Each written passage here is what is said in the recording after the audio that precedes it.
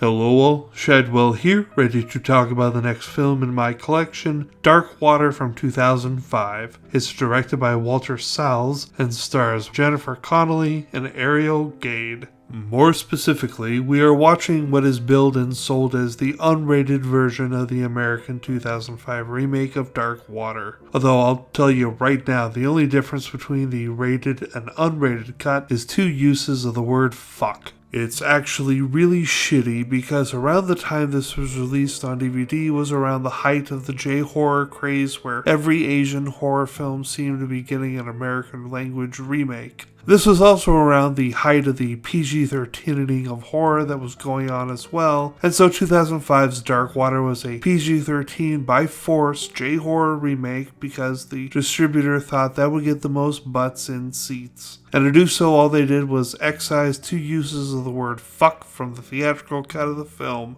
So as this was the height of the PG-13ing of horror, this was also the height of the releasing an unrated cut of the film on DVD trick, which was just releasing the original cut of the film, which was really only an R rating in most cases. Which in the case of 2005's Dark Water was just adding those 2 fucks back into the film and slapping the unrated brand on it and calling it good. That was annoying, and it happens less today, but it does still happen every once in a while. Anyway, I gotta say, I like this remake of the film a lot better than the original, and I think it is because the story feels better told in this one. The mother, played to desperation by Jennifer Connelly, is a lot more relatable in this remake, whereas you see her plight a lot more and can understand her a lot better than the mother in the original. It also helps that the supporting cast for this film helps make it familiar, and what a supporting cast it is, including John C. Reilly, Tim Roth, Cameron Manheim, and Pete Postlethwaite, rest in peace.